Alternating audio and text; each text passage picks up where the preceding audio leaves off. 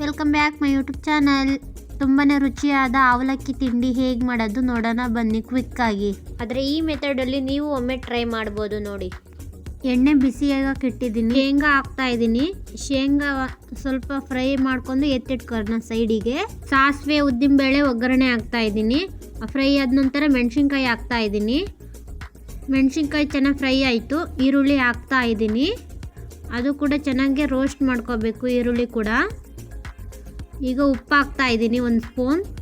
ನೀಟಾಗಿ ಮಿಕ್ಸ್ ಮಾಡ್ಕೋಬೇಕೀಗ. ಈಗ ಎಣ್ಣೆಯಲ್ಲಿ ಚೆನ್ನಾಗಿ ಫ್ರೈ ಮಾಡಬೇಕು ಈರುಳ್ಳಿ. ಆ ನಂತರ ಅರಿಶಿನ ಪುಡಿ ಹಾಕ್ತಾ ಇದ್ದೀನಿ ನಾನು 1 ಸ್ಪೂನ್.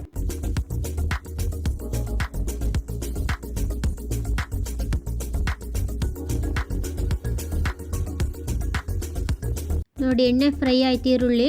ಟೊಮೊಟೊ ಹಾಕ್ತಾ ಇದ್ದೀನಿ ನಾನು. ಟೊಮೊಟೊ ಕೂಡ ಎಣ್ಣೆಗೆ ಚೆನ್ನಾಗಿ ಫ್ರೈ ಮಾಡ್ಕೋಬೇಕು. ನೋಡಿ ಎಲ್ಲ ಬೆಂದಿದೆ ಟೊಮೊಟೊ ಈರುಳ್ಳಿ ಎಲ್ಲ.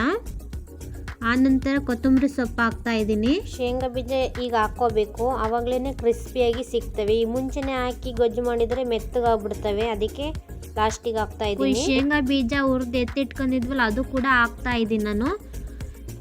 ಈಗ ಗೊಜ್ಜು ರೆಡಿ ಆಯಿತು. ಇಷ್ಟು ನೀರು ಬಿಸಿಯಾಗಕ್ಕೆ ಇಟ್ಟಿದ್ದೀನಿ ನಾನು ಇಲ್ಲಿ. ಉಪ್ಪು ಹಾಕ್ತಾ ಇದ್ದೀನಿ 1 ಸ್ಪೂನು. ಬಿಸಿನೀರಾಗಿ ಅವಲಕ್ಕಿ ನೆನಾಕ್ತೀವಲ್ಲ ಅದಕ್ಕೆ ಒಂದು ಸ್ವಲ್ಪ ಉಪ್ಪು ಹಾಕ್ಲೇಬೇಕು. ಅವಲಕ್ಕಿ ಒಂದು 5 ನಿಮಿಷ ಬಿಸಿನೀರಾಗೆ ನೆನೆಸಬೇಕು.